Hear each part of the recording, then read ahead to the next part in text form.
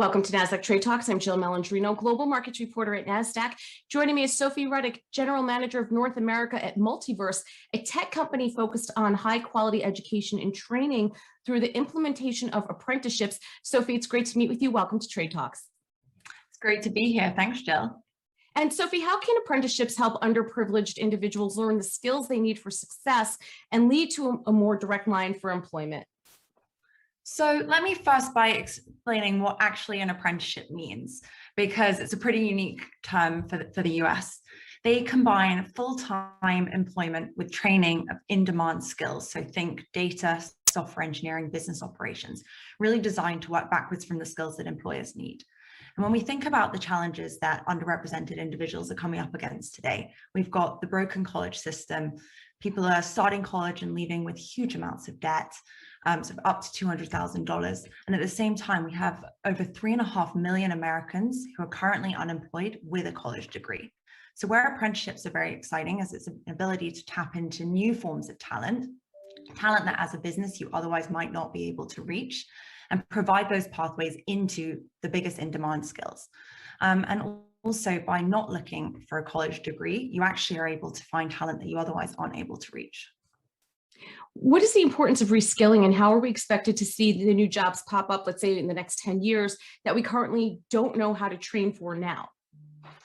So we are experiencing rapid digital transformation. In fact, sort of the digital transformation over the last 12 months was sort of akin to what we would have expected over the next 10 years. And with that has meant a widening skills gap. And as you say, 85% of the jobs that will exist in 2030 don't yet exist today. But we also have a skills gap today. And actually, that is particularly acute when you look at data analytics and software engineering. And you don't have to be a tech business to be feeling those gaps. And so where apprenticeships come into this is actually they're able to be much more nimble to the needs of the workforce. So actually our curriculum is updated 5 times more than industry average, but also you teach learning agility. So when you think to what those jobs are going to be in 2030, by starting to equip people today, actually you're setting them on that path to have those skills that you need in 2030. And really on top of that, what I would also say is where we're not going to be replaced by robots.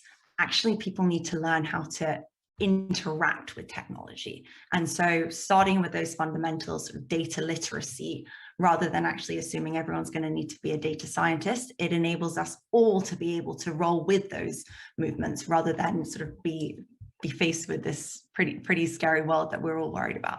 That's a great point that you make, Sophie. Thank you for sharing that. And what are the economic benefits for widespread adoption of apprenticeships in the United States, and why make it more of an integral part of our education and training ecosystem to increase access to quality jobs? So the economic benefits are widespread. If we think about what apprenticeships are solving for, they can help advance DE&I goals, which are not only good for society, but also good for business. And in fact, the most diverse companies will outperform the least diverse companies by 35%.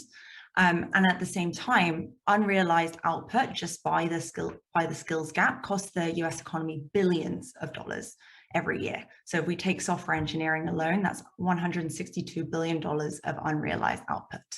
And on top of that, we've got diversity goals, we've got digital transformation, and then actually apprenticeship programs themselves deliver a huge return on investment. So just our programs will deliver $18 for every $1 spent by a business. And that's because of increased productivity, increased retention. Our apprentices will stay twice as long as an average graduate.